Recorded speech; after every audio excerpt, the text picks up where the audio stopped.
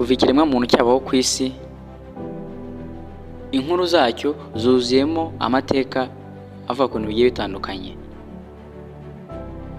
Niba ukunda kandi inkuru zivuga ku mateka, ntabwo ari ubwa mbere wumvishe ijambo Triangle de Bermuda. Triangle de Bermuda ni agace gaherereye mu nyanja Atlantique y'amajyaruguru, kakaba gakora kuri Florida, Bermuda ndetse na Puerto Rico. Aka gace kagizwe na mpande eshatu, ni agace k'amayobera cyane bitewe n'ibikavugwaho.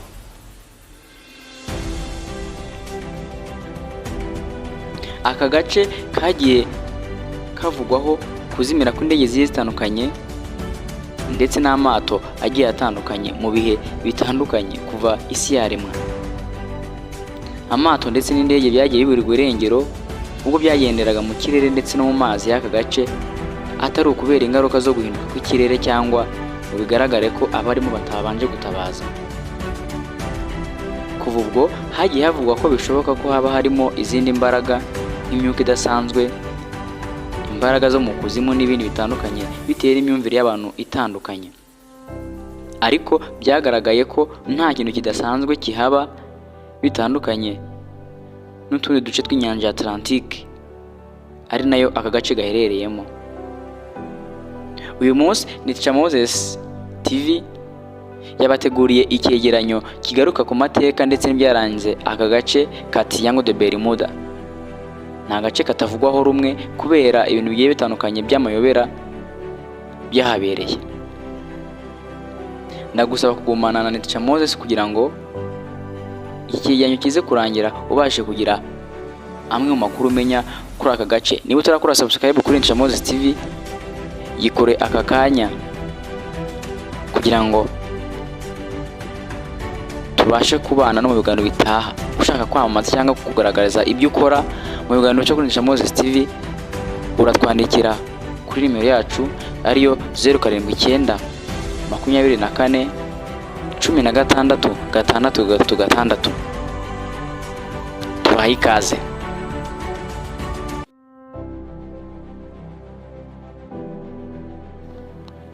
Christopher Columbus mu mwaka w'1492 mu rugendo rwe rwa mbere rwerekeza mu Buhinde, ariko rwarangiye ageze muri Amerika. Columbus yavuze ko yabonye urumuri rutangaje mu kirere ndetse n'ibikoresho bye birimo urushinge ndangamerekezo cyangwa se compass direction bigaragaza ihindagurika ry'icyerekezo. Bamwe bavuga ko ibi bishobora kuba byaratewe n'urumuri rwa meteor cyangwa ibisigazwa by'ibintu bikoranye n'ubutabire biri mu nyanja. Izimira ry'ubwato bwa gisirikare bwa Amerika mu 1918 bwitwaga USS Cyclops bwazimiye hamwe n'abantu 306 bari baburimo. Nta butumwa bw'ubutabazi bwigeze butangwa kandi nta bisigazwa by'ubu bwato byigeze biboneka. Abashakashatsi bemeza ko impamvu ishobora kuba ikibazo cy'uburemere bw'imizigo cyangwa imiterere y'ikirere mibi cyangwa uburangare bw'abayobozi b'ubwato. Muri Triangle de Bermuda kandi izimira ry'itsinda y'indege za Flight 19 mu 1945 ryari rigizwe n'indege 5 za gisirikare za Amerika zari mu myitozo. Iki ni kimwe mu byatumye Bermuda Triangle imenyekana cyane. Ubuyobozi bwazo bwatangiye gutanga raporo zivuga ko ibikoresho bya navigation byatangiye gupfa mu buryo budasobanutse. Nyuma y'izi ndege zose zaje kuzimira. Mu gikorwa cyo gushakisha cyari igikorwa gikomeye cyane, indi ndege nayo yoherejwe mu kuzishakisha yaje kuba izimira nk'uko tubikesha Britannic.com. Abashakashatsi bavuga ko ikibazo cyangwa se ibibazo by'ikirere, ukunanirwa kw'ibikoresho n'amakosa y'abapilote byaba byarabaye intandaro. Muri make ntabwo hemeranywa impamvu cyangwa se intandaro y'izimira ry'izi ndege 5 za Amerika. Ubwato bwa Marine Silver Queen bwazimiye mu 1963 bwari butwaye toni 15,000 z'ikinyabutabire cya sulfur, bwazimiye nta mpamvu ifatika. ibisigazwa by'ubwato byabonetse inyuma bigaragaza ko bishobora kuba byaratewe n'inkubi y'umuyaga cyangwa ikibazo cya tekinike cy'ubwato.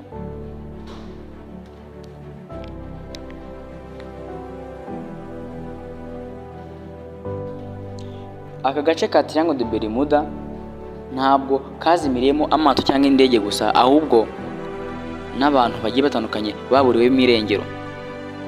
Nubwo imibare itandukanye, hari inkuru zivuga ko mu kinyejana cya 20 abantu barenga 1000 baba baraburiwe irengero muri Bermuda Triangle. Aba barimo abarenga 300 bari mu bwato bwa USS, abasaga 27 bari muri Flight 19 ndetse n'abandi benshi bari mu bwato butandukanye.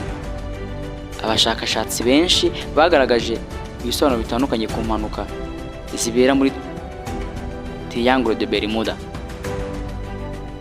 Zimwe muri zo baravuga bati imiterere y'ikirere aho aka gace kanyurwamo n'inkubi z'imiyaga ikaze cyane zishobora gutuma ubwato n'indege bibura. Imyuka ya methane, iyi gaze iyo izamutse munsi y'inyanja, amazi arekera gutuza ubwato bukibira vuba nk'uko bitangazwa na gotobermuda.com. Aka gace kanyurwamo n'umuyaga wa Gulf Stream ushobora gutwara ibisigazwa by'ubwato cyangwa indege kure yaho impanuka yabereye.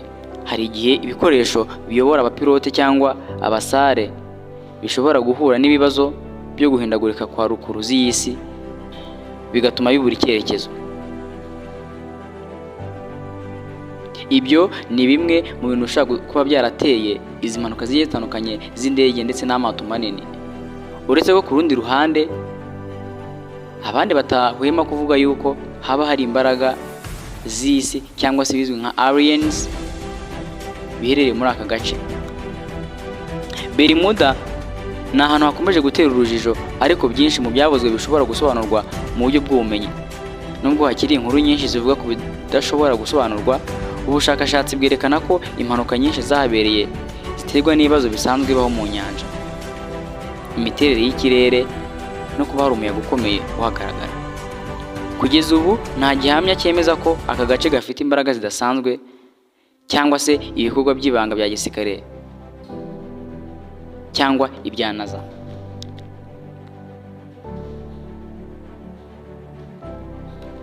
Mu bushakashatsi bwakozwe nta gihamya kigaragaza ko haba hari ikintu kidasanzwe gitera ayo mayobera y'ibintu bigiye bitandukanye bizimirira muri Triangle de Bermuda.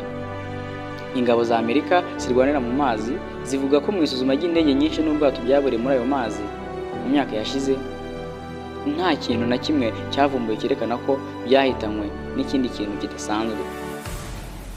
Nta bintu bidasanzwe byigeze bigaragara mu mazi yahazwe nka Triangle de Bermuda. Aha niho dusoreje ikiganiro cyacu, ariko mbere yuko dusoza, ese wowe niba warumvishe izi nkuru za Triangle de Bermuda, wumva ari ihe ntandaro y'ibura n'izimira ry'amato ndetse n'indege bikazimira muri aka gace? Tanga igitekerezo cyawe muri comment section, kandi niba utarakora subscribe ni ngombwa kuyikora kugira ngo n'ibindi biganiro bijye bikugeraho 5/5.